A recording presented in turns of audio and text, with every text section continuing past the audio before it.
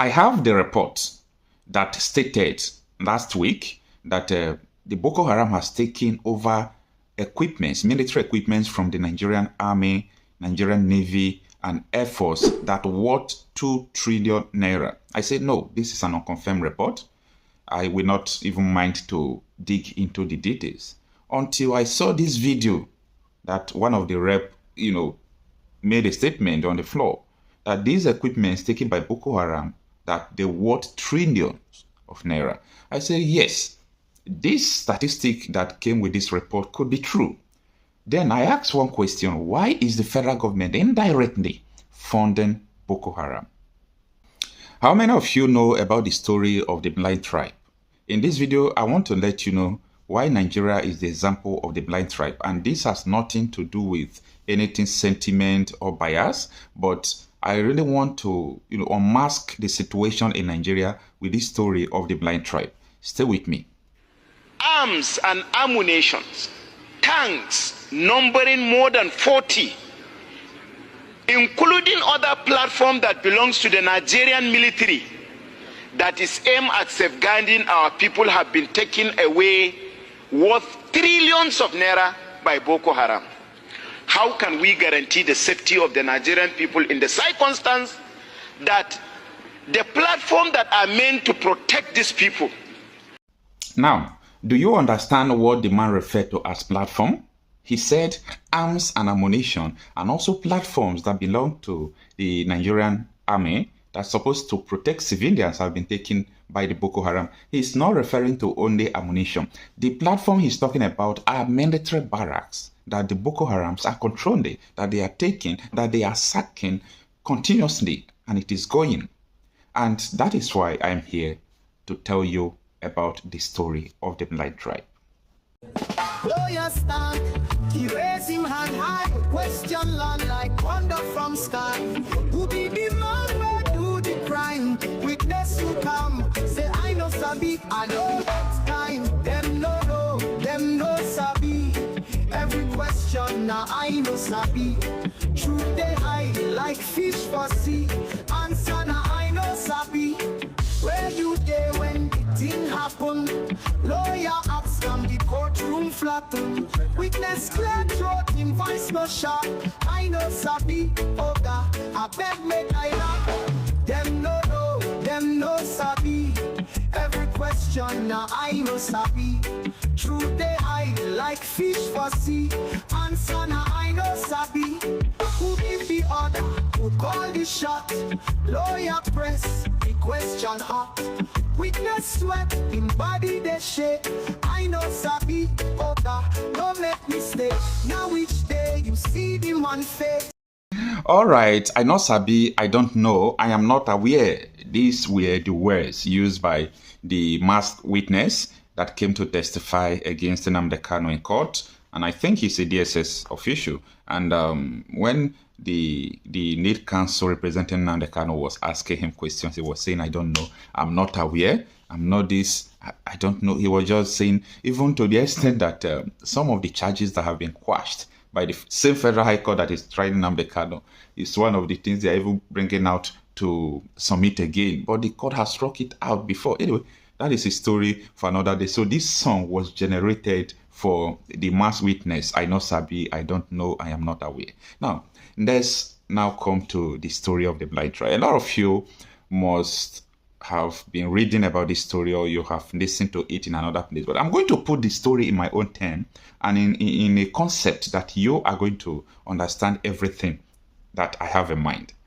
The story of the blind tribe is like this. That there was a man, a researcher, a scientist, who was traveling from one place to the other, looking for new things, trying to discover and explore his own world through his ideas. And it happens that he came to a place, a remote village that is very far away from other people, and he discovers something that is totally different about these people. And what could that be? They were all blind. They can't see. They can't see the sun, like they can't see anything at all. So they were conditioned to be living blindly, and they have been thinking that that is the way of life, that everyone ought to be blind. So in this tribe, they still have king, they still have leaders, they still have professors who are blind. They still have all sort of things you can name or mention, but they are still blind. So even though you're a professor, even though you're a teacher, even though you're a pastor, you're a imam, as far as you are in the blind tribe, you are still blind to the reality. Now, when this researcher came and he started, making some research to unfold the reason why they are becoming blind, and it happens that he hit the nail at the head. He discovered that these people actually were not born blind, because he stayed there for a very long time. He studied their problem and he wanted to give them solution as a scientist. When a new baby was born, after some months, the baby started seeing. Before he discovered that there is an ant that always come to bite them.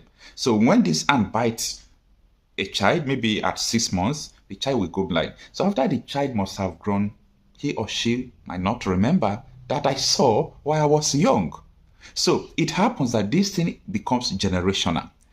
And this man saw that this land of the blind is beautiful. It has gold, a lot of beaches all around, the sunrise and the sunset.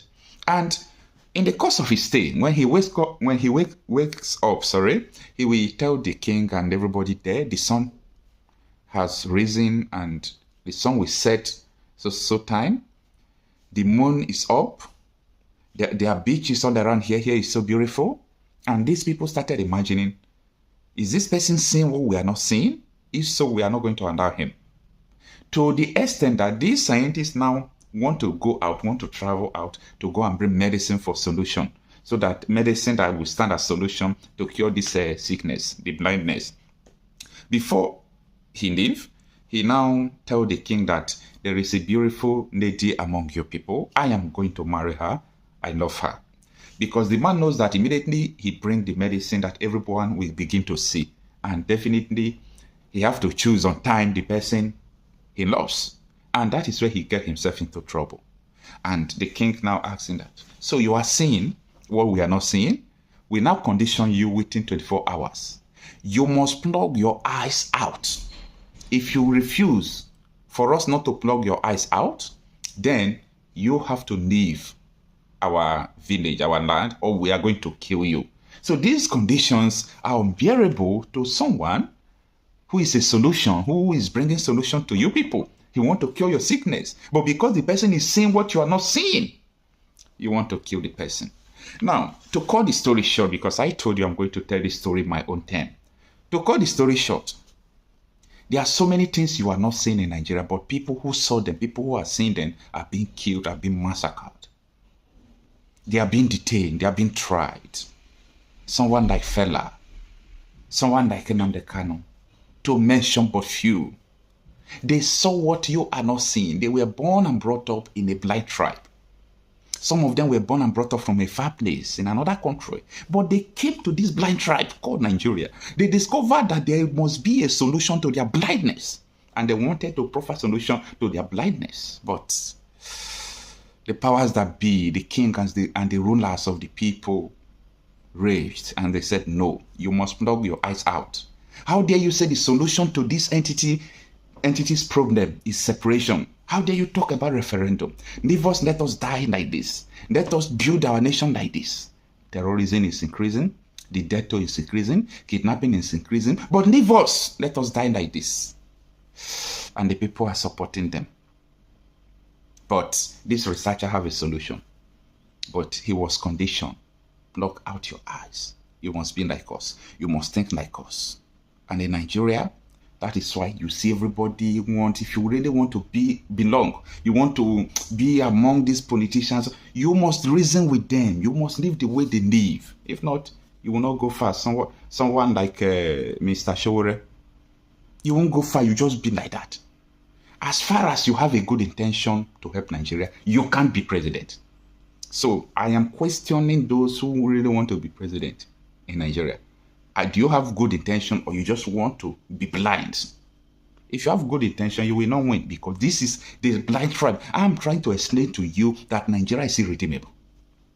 I am trying to let you know that Nigeria is irredeemable. It is a blind tribe that if you want to change things, they will condition to kill you or to knock out your eyes or they will banish you.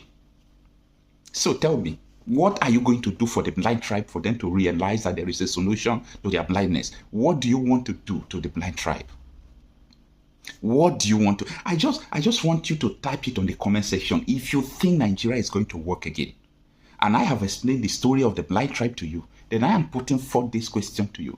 What do you think you can do to make the blind tribe work again? Absolutely nothing. Because they are going to condition you to be like them first before you can rule them. You can't become a professor in a blind tribe without being blind. You can't become a ruler or a leader in a blind tribe without becoming blind. You can never become holy in a blind tribe without becoming blind. So forget about these people you see, leaders, professors. In Christians, you have pastors, you have imams. As far as you're in a blind tribe, you are still blind. This is a reality that people will not tell you, but I'm going to tell you. Because I take my time every day to think about things, the situations in Nigeria. And I say, oh no, Nigeria is not sustainable. It can never work. Next 1,000 years, if things remain like this, all of you must have lost your identity. You will have no place to call your home. You will not have your land. You will not have anything at all. It's progressive. The danger is progressive. The danger is progressive in Nigeria. This is the story of the blind tribe. And Nigeria is that blind tribe who kills people, who is bringing solution to them. But they worship people who created the problem for them. They praise people who created problem for them. They turn blind eyes. I don't blame them too much because they are blind. They are blind. I'm part of the blind people are still watching me even as I'm talking. But they can't even see beyond this video because they are blind. You can't see. The story of the blind tribe. There is nothing you will do that will make this country to work. From now till tomorrow, till next tomorrow, anything at all you want to do, it will never work. Because you must condition yourself to be blind. And once you are blind, there is nothing you can do different from what others are doing. Why do you think that anybody that assumes a position of power, maybe you think the person was a good person before, but immediately he entered there, he will be worse than the predecessor. So what are you talking about? So the story of the blind tribe is very crucial, it's very important. And I want you to share this story. I want you to share this video for people to understand that we are in a blind tribe. And everybody who tries to see must be banished or be killed, or your eyes will be blocked out. That is to say, you must join them. So the scientists decided that I will not join you people to be blind because I know the danger. And you can't banish me without helping the people I love here. So I am going to fight for these people. You know what they do? They kill the scientists. This is the story of the blind tribe. Use your tongue to count your teeth and let me know what you understand. And I will not explain further.